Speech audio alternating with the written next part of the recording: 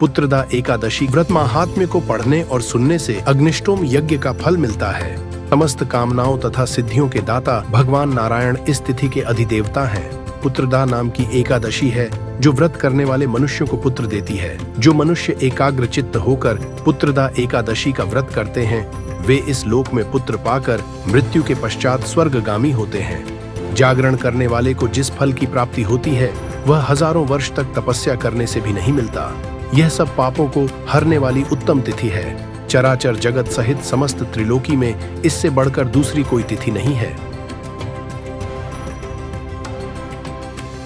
युधिष्ठिर बोले, श्री कृष्ण कृपा करके पौष मास के शुक्ल पक्ष की एकादशी का महात्म्य बतलाइए।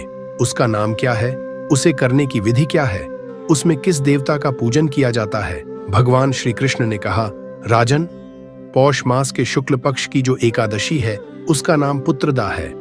पुत्रदा एकादशी को नाम मंत्रों का उच्चारण करके फलों के द्वारा श्रीहरि का पूजन करे। नारियल के फल, सुपारी, बिजौरा नींबू, जमीरा नींबू, अनार, सुंदर आंवला, लौंग, बेर तथा विशेषतः आम के फलों से देव देवेश्वर श्रीहरि की पूजा करनी चाहिए। इसी प्रकार धूप दीप से भी भगवान की अर्चना करे। पुत्रदा एकादशी को विशेष रूप से दीप दान करने का विधान है। रात को वैष्णव पुरुषों के साथ जागरण करना चाहिए। जागरण करने वाले को जिस फल की प्राप्ति होती है वह हजारों वर्ष तक तपस्या करने से भी नहीं मिलता।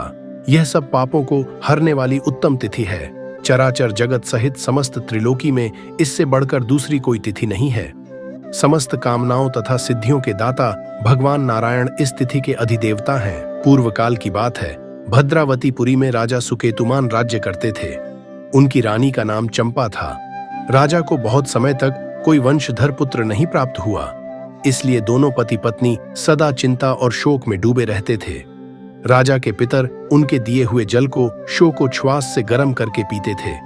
राजा के बाद और कोई ऐसा नहीं दिखाई देता जो हम लोगों का तर्पण करेगा, यह सोच सोचकर पितर दुखी रहते थे। एक दिन राजा घोड़े पर सवार हो गहन वन में चले गए। पुरोहित आदि किसी को भी इस बात का पता न था।